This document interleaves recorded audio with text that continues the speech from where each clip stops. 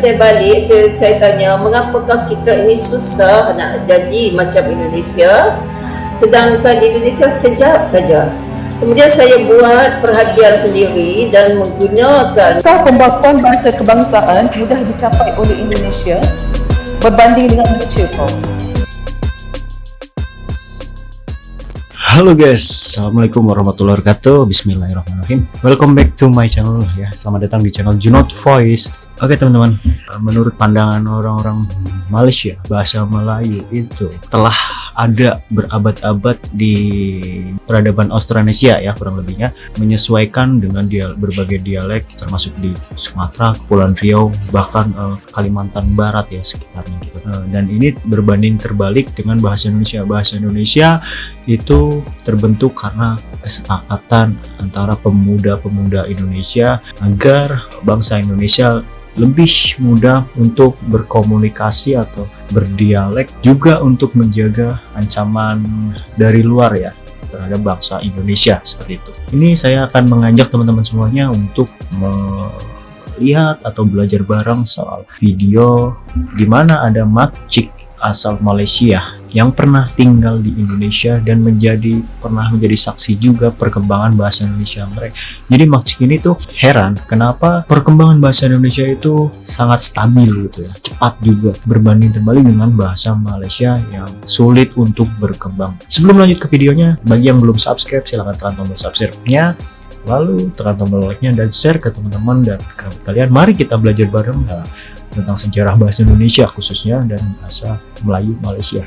Kita langsung ke video, check it out. Pembakuan bahasa kebangsaan mudah dicapai oleh Indonesia berbanding dengan Malaysia, Prof.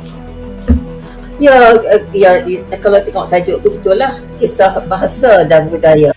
Makcik ini bernama Profesor Emeritus Datuk Dr. Asmah Haji Omar, itu gelar mungkin ya.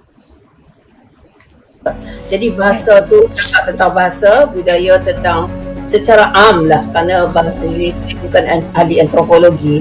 Jadi apa yang saya lihat sebagai budak-budak lagi, umur 18 tahun saya pergi, tak tahu apa benda. Jadi bahasa Indonesia pun tak tahu, apa pun tak tahu. Jadi kalau kita tengok di situ, dan saya dapat memperhatikan sendiri. Lepas itu bila dah kerja di Universiti Malaya, ketika kita sudah merdeka dan kita juga sudah mengambil bahasa Melayu sebagai bahasa kebangsaan, kemudian kita mencuba menstandardisasi aspek-aspek tertentu dengan Indonesia. Yang pertama ialah ejaan. Memang waktu saya pergi dalam tahun 58 ya, di baru 18 tahun, saya tidak pernah kenal apa itu Indonesia. Seperti orang kata macam usaha masuk kampung. Jadi bila saya tengok di sana, mereka sudah menggunakan bahasa yang dikatakan bahasa Indonesia sebagai bahasa pengantar sampai kepada peringkat universiti. Dalam urusan negara tu dah memang sudahlah. Jadi kita baru nak bertaktir, kata orang ya, nak bertaktir dalam kedua-dua bidang ini, ke pendidikan dan juga pengurusan negara. Kita masih gunakan bahasa Inggeris dalam pendidikan, bahasa Melayu baru nak mencapai peringkat sekolah menengah. Jadi itu membuka mata saya. Dan bila saya balik, saya tanya mengapakah kita ini susah nak jadi macam Indonesia, sedangkan Indonesia sekejap saja. Kemudian saya buat perhatian sendiri dan menggunakan timbang, ialah satu, saya memperlihatkan apakah faktor-faktor yang memudahkan Indonesia mencapai tahap itu dalam sedikit masa sahaja selepas kemerdekaan, sedangkan kita mengambil masa yang lebih lama. Tunggu sebentar, jadi makcik tersebut datang ke Indonesia itu sekitar tahun 58 dan beliau masih asing dengan apa itu Indonesia, belum tahu itu Indonesia. Jadi makcik ini benar-benar baru paham ternyata dari zaman itu bangsa Indonesia, masyarakat Indonesia sudah menggunakan berinteraksi atau berdialog, bercakap tuh dengan bahasa Indonesia. Masjid itu baru tahu ya. Jadi oke, kita lanjut dulu ya sampai selesai. Yaitu kalau kita lihat, satu terletak pada negara itu sendiri. Pertama, kita lihat dari segi demografi. Dari demografi, penduduk-penduduknya, yang saya dalam buku ini saya katakan eka corak, monokrom. Monokrom bermakna dia semua pribumi.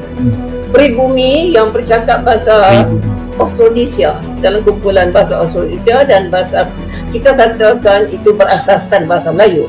Banyak orang Indonesia dia tak suka nak kata itu bahasa Melayu. Tak apa, itu hak dia. Alright? Jadi kita tengok mengapa cepat sampai mereka dapat mencapai taraf itu, kerana mereka menawarkan, pemimpin yang menawarkan suatu bahasa yang baru bagi semua, yang dikatakan bukan bahasa mana-mana suku etnik. Sekumpul Melayu, mereka tidak kata, oh ini bukan Melayu Realingga.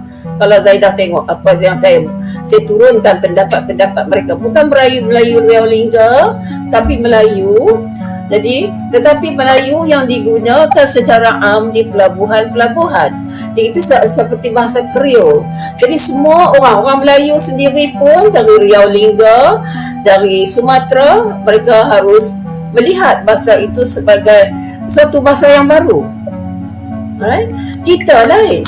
Bila kita capai merdeka, tiap-tiap negeri, 9 buah negeri di Semenanjung ini, sebelum itu sudah merupakan negara kecil tersendiri. Bebas. Masing-masing ada sultan, masing-masing ada corak bahasa Melayu dia sendiri. Saya orang Kedah, saya tahu. Masuk keluar istana, tengok ini semua pakai bahasa Melayu Kedah sebagai bahasa resmi. Demikian juga di Kelantan, di Terengganu, di Johor dan sebagainya. Jadi bila kita bersatu, maka kita harus membawa mereka menerima ini semua. Dan lagi pula ada bahasa lain. Ya, kita dalam buku itu saya kata orang Indonesia ada orang Melayu waktu tu ada pak angkat, masing-masing ada pak angkat. Pak angkat dia datang dari jurusan alam barat, Indonesia, Belanda, Malaysia, Melaya waktu itu, Inggeris. Dan sistem yang kita peroleh dari pak angkat ni berbeza. Oke guys, jadi kesimpulannya tetap sama dari video sebelumnya ya. Di mana narasi pertama bahwasanya tetap Makci ini merasa heran, dalam arti heran itu kok bisa bahasa Indonesia itu lebih cepat berkembang di negaranya, bahkan sekarang sudah ke luar negara atau luar negeri. Sedangkan bahasa Malaysia, Melayu khususnya Melayu Malaysia itu sulit banget berkembang ya ke luar negeri. Jangankan ke luar negeri, di dalam negerinya aja. Mohon maaf nih buat orang Malaysia kalau salah. Yang saya dengar selama ini itu emang bahasa Melayu Malaysia sulit berkembang di dalam negerinya, karena keseharian mereka kebanyakan menggunakan bahasa Inggris, tetap bahasa Inggris ya. Apalagi yang China menggunakan bahasa Mandarin mungkin. Nah, karena saya juga belum pernah ke Malaysia gitu. Jadi koreksi ya, tolong koreksi ketika saya salah. Biar kita berbagi pengetahuan gitu ya, geng. Kalau di Indonesia sih oke lah, kita banyak nih masyarakat kita tuh yang kurang fasih berbahasa Inggris. Tapi seenggaknya, maksudnya mungkin dari segi perbandingan ya kan, karena masyarakat Indonesia kan sangat banyak gitu. Hanya beberapa juta yang fasih berbahasa Inggris. Tapi kita paham kok, cuman mungkin kita buat mengucapnya tuh agak sulit gitu soal bahasa Inggris. Karena kita emang dididik dari awal, sejak lahir kita berbahasa Indonesia, harus paham bahasa Indonesia. Itu sebenarnya itu bahasa kedua di negara Indonesia ya. Karena bahasa pertama kita ya bahasa daerah kita masing-masing. Tapi hebatnya kita Indonesia, setiap kali kita ketemu sama lain daerah, lain suku, kita tetap menggunakan bahasa Indonesia. Gitu, mudah kan? Tapi lain kalau misalkan kita nih kita dalam pengaruh British atau Inggris atau dulunya dijajah Inggris, terus kita cuma nggak berhasil mengusir penjajah, mungkin bahasa kita bukan bahasa Indonesia gitu ya. Iya. Tapi gimana pun saya berharap, saya berdoa bahasa Melayu pun bisa berjaya, khususnya untuk di negara di dalam negara ya, negara Malaysia khususnya bisa berjaya terlebih dahulu. Insya Allah bisa mengikuti perkembangan bahasa Indonesia di dunia. Amin gitu ya. Oke, teman-teman, saya Junot undur diri.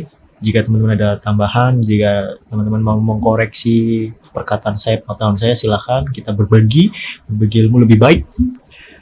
Sekali lagi saya ucapkan terima kasih. Assalamualaikum warahmatullahi wabarakatuh.